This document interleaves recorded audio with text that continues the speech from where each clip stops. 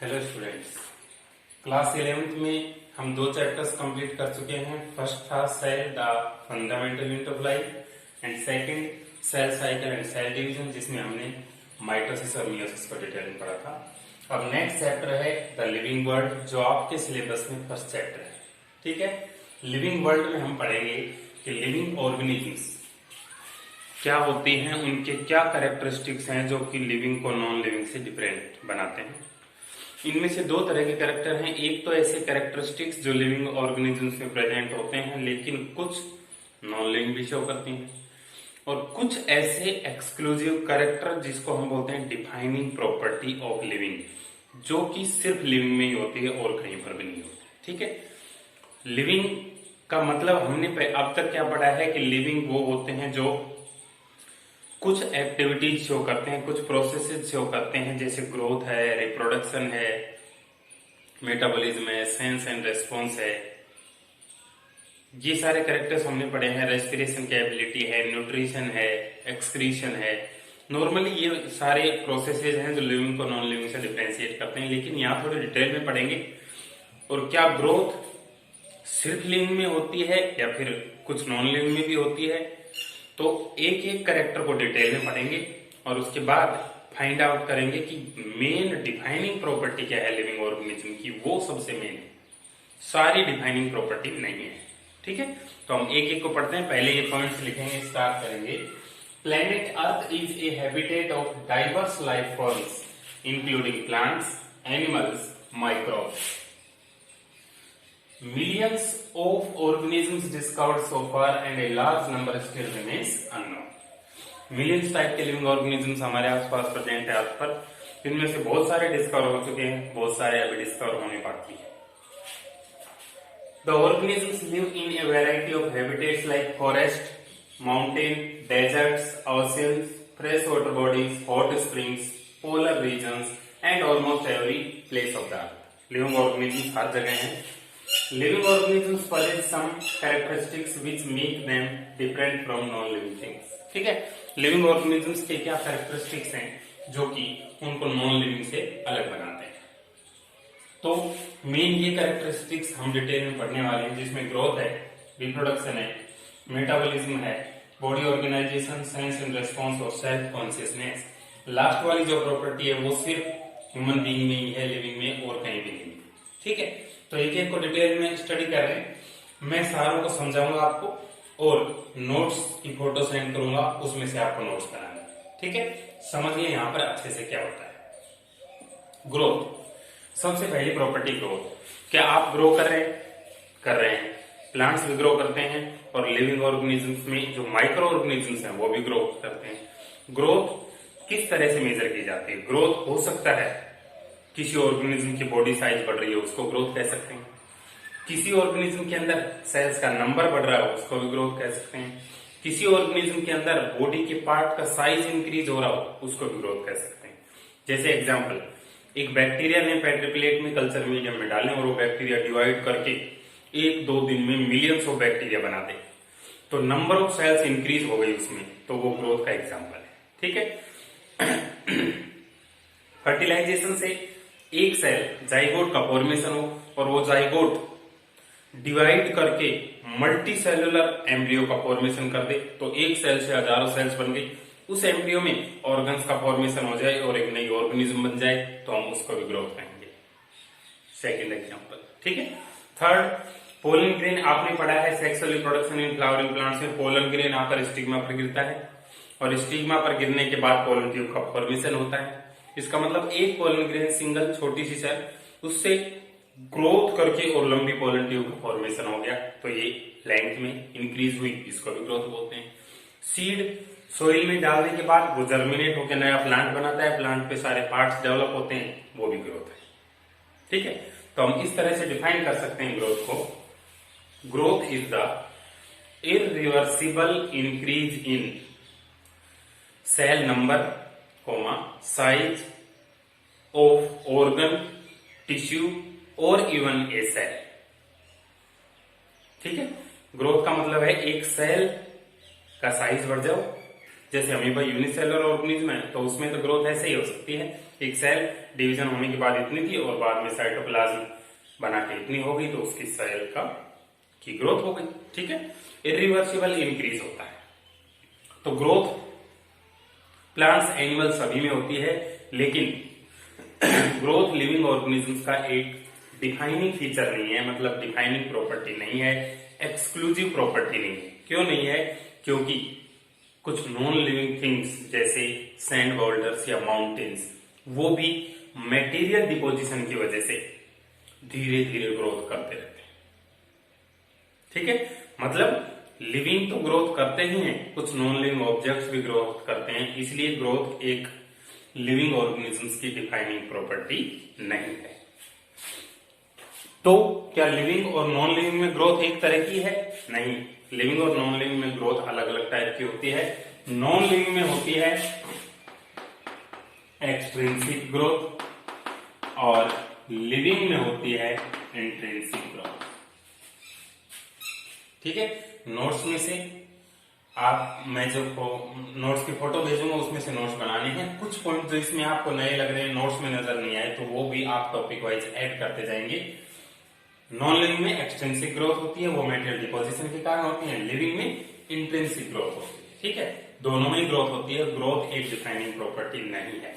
एक हो गया ग्रोथ। Second, reproduction. रिप्रोडक्शन आपने पढ़ा है, ये एक बायोलॉजिकल प्रोसेस है जिससे लिविंग ऑर्गेनिजम्स अपने जैसे नए लिविंग ऑर्गेनिजम्स का फॉर्मेशन करते हैं। जैसे ह्यूमंस में, प्लांट्स में, माइक्रो ऑर्गेनिजम्स जैसे अमीबा में, सब में होता है रिप्रोडक्शन। तो क्या रिप्रोडक्शन ऐसा प्रोसेस है जो सिर्फ लिविंग ऑर्गेनिजम्स में ही होता है या सिर्फ सभी लिविंग ऑर्गेनिज्म में होता है?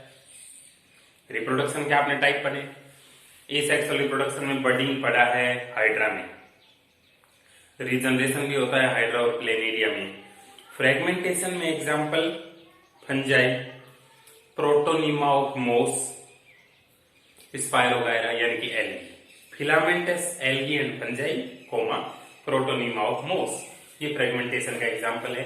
तो क्या हम, क्योंकि लिविंग ऑर्गेनिजम्स में रिप्रोडक्शन की एबिलिटी होती है, तो क्या हम इसको defining property of living organism बोल सकते हैं? नहीं। क्यों? क्योंकि सभी लिविंग ऑर्गेनिजम्स में रिप्रोडक्शन की एबिलिटी नहीं होती। कौन से लिविंग ऑर्गेनिज्म रिप्रोड्यूस नहीं करते? जैसे हनी बी का जो एक हनी कॉम्ब होता है, एक ग्रुप होता है बी हाइव, उसके अंदर सिर्फ क्वीन रिप्रोड्यूस करती है, बाकी वर्कर बी में से कोई भी रिप्रोड्यूस नहीं करती। इसका मतलब वर्कर भी है तो लिविंग, लेकिन रिप्रोडक्शन नहीं कर रही। इसका मतलब हम ये कह सकते हैं कि रिप्रोडक्शन लिविंग ऑर्गेनिजम्स में होता है, नॉन लिविंग में नहीं होता। ये बात तो सही है, लेकिन लिविंग ऑर्गेनिजम्स में सभी में नहीं होता, इसलिए इसको हम डिफाइनिंग प्रॉपर्टी नहीं मान सकते। ठीक है, सिर्फ लिविंग में प्रेजेंट है लेकिन सब लिविंग में नहीं है। सभी लिविंग ऑर्गेनिज्म में नहीं होने के कारण इसको हम एक डिफाइनिंग प्रॉपर्टी नहीं मान सकते। ह्यूमंस में भी बहुत सारे ऐसे कपल्स होते हैं जो रिप्रोड्यूस नहीं करते, जिनके बच्चे नहीं होते। वो लिविंग तो है लेकिन रिप्रोडक्शन नहीं कर रहे। म्यूल जो डंकी और हॉर्स के क्रॉस हाइब्रिडाइजेशन से बनता है, उसमें भी फॉर्मेशन नहीं होता है न्यू ऑफस्प्रिंग का, लेकिन वो लिविंग है। ठीक है, तो रिप्रोडक्शन के बारे में भी आपको लिखना है और लास्ट में ये भी लिखना है कि ये डिफाइनिंग प्रॉपर्टी नहीं है, क्योंकि कुछ लिविंग ऑर्गेनिज्म रिप्रोड्यूस नहीं करते। उसके एग्जाम्पल वो नोट्स में आपको मिल जाएंगे। उसके बाद है मेटाबॉलिज्म। मेटाबॉलिज्म के पहले तो डेफिनेशन सुन लीजिए। The sum total of all chemical reactions taking place in cell is called metabolism. एक सेल के अंदर जितनी भी टाइप के केमिकल कन्वर्जन चल रहे हैं, एक टाइप का सब्सटेंस दूसरे में कन्वर्ट हो रहा है, दूसरा तीसरे टाइप में, रेस्पिरेशन हो रहा है, फोटोसिंथेसिस हो रहा है, प्रोटीन्स का फॉर्मेशन हो रहा है, ये सारे केमिकल प्रोसेसेस को मिलाकर हम मेटाबॉलिज्म बोलते हैं। ठीक है, और मेटाबॉलिज्म सिर्फ लिविंग ऑर्गेनिजम्स में ही, एक लिविंग सेल के अंदर ही पॉसिबल है, मतलब नॉन लिविंग में नहीं होता कभी। और जिस लिविंग में मेटाबॉलिज्म नहीं है उसको हम लिविंग कंसीडर कर नहीं सकते। इसका मतलब हम ये कह सकते हैं इन तीनों में से सबसे best defining property living organisms की क्या है? मेटाबॉलिज्म। मतलब लिविंग किसको कहेंगे? जिसमें ग्रोथ हो उसको, जिसमें रिप्रोडक्शन हो उसको, या फिर जिसमें मेटाबॉलिज्म हो उसको। इन तीनों में से बेस्ट डिफाइनिंग प्रॉपर्टी है मेटाबॉलिज्म। ठीक है, सम total of chemical reactions. Metabolism दो टाइप का होता है, एनाबॉलिज्म और कैटाबॉलिज्म। जब मेटाबॉलिज्म के अंदर स्मॉल मॉलिक्यूल्स को ज्वाइन करके लार्ज मॉलिक्यूल बना जाए तो इसको एनाबॉलिज्म बोलते हैं, और जब मेटाबॉलिज्म में लार्ज मॉलिक्यूल्स को तोड़कर स्मॉल स्मॉल फ्रेगमेंट्स बना दिए जाएं तो उसको कैटाबॉलिज्म बोलते हैं। मतलब मेटाबॉलिज्म दो टाइप की होती है, और लिविंग ऑर्गेनिजम्स में मेटाबॉलिज्म एक एक्सक्लूसिव प्रॉपर्टी है, डिफाइनिंग प्रॉपर्टी है। इस मेटाबॉलिज्म को सेल फ्री सिस्टम यानी कि लेबोरेटरी में भी, एक टेस्ट ट्यूब में भी इस मेटाबॉलिज्म रिएक्शन को प्रैक्टिकली देखा जा सकता है। तो बेस्ट डिफाइनिंग प्रॉपर्टी हुई मेटाबॉलिज्म। उसके बाद body organisation. Body organisation living organisms में होता है, कुछ यूनिसेलुलर होती हैं, कुछ मल्टीसेलुलर होती हैं, कुछ सेल से टिश्यू, टिश्यू से ऑर्गन और ऑर्गन से ऑर्गन सिस्टम। तो बॉडी ऑर्गेनाइजेशन प्रेजेंट होना ये लिविंग ऑर्गेनिजम्स का फीचर है। सेंस एंड रेस्पॉन्स का मतलब फिजिकल एनवायरनमेंट में होने वाले किसी चेंज को फील करना, जिसको हम स्टिमुलस बोलते हैं, और उस चेंज के अकॉर्डिंग रेस्पॉन्ड भी करना फिजिकल एनवायरनमेंट के लिए, उसको बोलते हैं सेंस एंड रेस्पॉन्स। ये भी लिविंग ऑर्गेनिजम्स की प्रॉपर्टी है। लेकिन सबसे लाख जो प्रॉपर्टी है ना, वो है सेल्फ कॉन्शियसनेस। सेल्फ कॉन्शियसनेस का मतलब ये है कि अपने बारे में नॉलेज होना, सोसाइटी में कैसे बिहेव करना है, ये सारी चीजें सिर्फ ह्यूमन बींग्स में होती हैं जो एक लिविंग ऑर्गेनिज्म है, और ये भी एक लिविंग ऑर्गेनिज्म की प्रॉपर्टी है।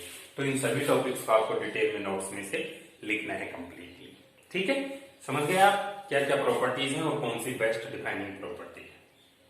तो इन सभी के बेसिस पर हम डेफिनेशन बनाएंगे किसकी, लिविंग ऑर्गेनिज्म की। What is living. ठीक है, तो सबको कंबाइन करके एक डेफिनेशन बना रहा हूं, समझाऊंगा। तो आपको नोट्स बनाने साथ, ठीक है। देखें,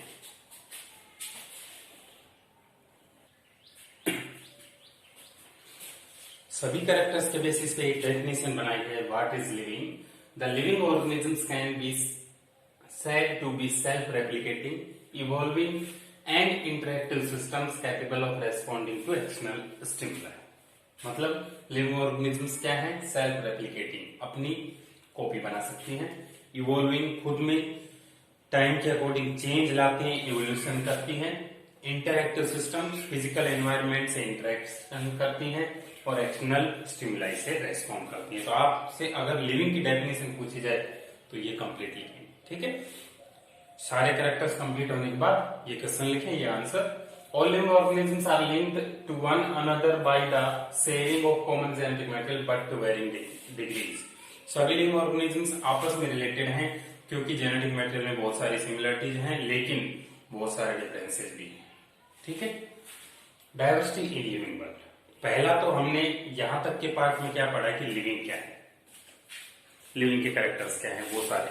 उसके बाद डायवर्सिटी मतलब वैरायटी क्या क्या है लिविंग ऑर्गेनिजम्स में, उसको डायवर्सिटी बोलते हैं। बायोडायवर्सिटी और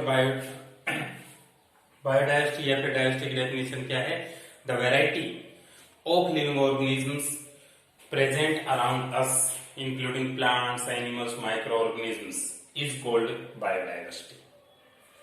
और the variability among living organisms is called biodiversity. ठीक है, बायोडायवर्सिटी बहुत सारे टाइप की लिविंग ऑर्गेनिजम्स से रिलेटेड है, ना कि बहुत सारे नंबर ऑफ लिविंग ऑर्गेनिजम्स से। Taxonomy, the branch of biology dealing with study about characterisation, identification, nomenclature and classification of living organisms is called taxonomy. चार चीजें पढ़ते हैं टैक्सोनॉमी में, कैरेक्टराइजेशन, आइडेंटिफिकेशन, नोमेनक्लेचर और क्लासिफिकेशन। ठीक है, फिर कैरेक्टराइजेशन की डेफिनेशन क्या है, the process by which we make a list of characteristics of particular living organism। Identification, the process by which we identify a particular living organism based on its characters। Nomenclature, the process of providing scientific names to living organisms is called nomenclature। Nomenclature के लिए अलग अलग organisation है, इनकी full form आपको लिखनी है ICZN, international code for zoological nomenclature, मतलब एनिमल्स के लिए। ICBN, international code for botanical nomenclature, plants के लिए। ICVN, international code for viral nomenclature, और बहुत सारे ऐसे ऑर्गेनाइजेशन है जो लिविंग ऑर्गेनिजम्स को साइंटिफिक नेम देते हैं। Classification. The scientific procedure of dividing living organisms into groups and subgroups based on similarities and dissimilarities is called classification. Phylogeny. The process of study about evolutionary relationships among living organisms is called phylogeny. मतलब evolution में कौन सी organism किस organism से develop हुई है उसको phylogeny बोलते हैं। Systematics is equal to taxonomy plus phylogeny. ठीक है, टैक्सोनॉमी और फाइलोजेनी दोनों को रिलेट कर स्टडी करते हैं तो सिस्टमेटिक्स होता है। सिस्टमेटिक्स स्टार्ट की थी कैरोलस लीनियस ने, जिन्होंने एक बुक लिखी थी सिस्टम एंड नेचर। क्लासिफिकेशन की नीड क्यों है? लिविंग ऑर्गेनिजम्स को क्लासिफाई करना क्यों जरूरी है? एक तो उनके आपस में इंटर रिलेशनशिप फाइंड आउट करना, दूसरा इकोनॉमिक वैल्यू की जो लिविंग ऑर्गेनिजम्स हैं ह्यूमंस के लिए उनके बारे में स्टडी करना। बहुत सारे और भी है जो आपके नोट्स में से लिखने हैं कि क्यों हमें क्लासिफिकेशन की जरूरत है। 3 डोमेन्स ऑफ लाइफ हमने 9th क्लास में आर एस विटेकर का 5 किंगडम क्लासिफिकेशन पढ़ा था, जिसमें 5 किंगडम पढ़े थे, मोनेरा, प्रोटिस्टा, फंजाई, प्लांटी और एनिमेलिया। ये डाइवर्सिटी में पढ़ा था हमने। ठीक है, उससे एक एडवांस क्लासिफिकेशन सिस्टम दिया गया जिसमें साइंटिस्ट का नेम था कार्ल बोज जिन्होंने दिया, और बेसिस था 16S rRNA। ठीक है, 16S rRNA। इस आरएनए जो कि एक जेनेटिक मटेरियल होता है, डीएनए से बनता है, उसमें डिफरेंस के बेसिस पर इन्होंने 3 डोमेन बनाए। 5 किंगडम कैंसिल कर दिए और 3 डोमेन बना दिए। 3 डोमेन का नाम था आर्किया, बैक्टीरिया और यूकैरिया। एक डोमेन था आर्किया, एक डोमेन था बैक्टीरिया और एक डोमेन था यूकैरिया। 3 डोमेन्स बनाकर सारे लिविंग ऑर्गेनिज्म को क्लासिफाई कर दिया। यूकैरिया में तो 4 किंगडम डाल दिए, प्रोटिस्टा से लेकर एनिमेलिया तक, और आर्किया और बैक्टीरिया दोनों मोनेरा के 2 पार्ट हो गए। ठीक है, तो इसका क्लासिफिकेशन सिस्टम 16S rRNA के बेसिस पर था। उनमें क्या क्या डिफरेंसेस है ये आपको नोट करना है। उसके बाद डिटेल में हम पढ़ेंगे बाइनोमियल नोमेनक्लेचर की लिविंग ऑर्गेनिजम्स को साइंटिफिक नेम कैसे प्रोवाइड करते हैं, ये सब। ठीक है, तो यहां तक के आपको नोट्स बनाने हैं। अभी मैं बुक के नोट्स भेज रहा हूं, फिर रजिस्टर में से बने हुए। अभी तो आप बुक में से बना लेना, रीड करके बनाने हैं आपको जो मैं भेज रहा हूं, और फिर मैं बने हुए नोट्स रजिस्टर की फोटो भेजूंगा जो एग्जैक्टली आपको कॉपी करने है। समझाऊंगा मैं आपको और कॉपी आप वहां से करेंगे। कोई प्रॉब्लम होगी तो पूछे। ठीक है, तो यहां तक का वर्क सभी का कंप्लीट होना चाहिए। इस वीडियो लेक्चर को देखने के तुरंत बाद नोट्स में से आपको बनाना है। हर एक टॉपिक जो मैंने किया है यहाँ पर वो आपको इंक्लूड करना है। ओके, तो लिविंग वर्ल्ड चैप्टर पढ़ रहे हैं, इंटरेस्टिंग है, अच्छे से समझ में आ जाएगा, कोई दिक्कत नहीं है। आप साथ साथ पढ़ते हुए चले। Okay, thank you.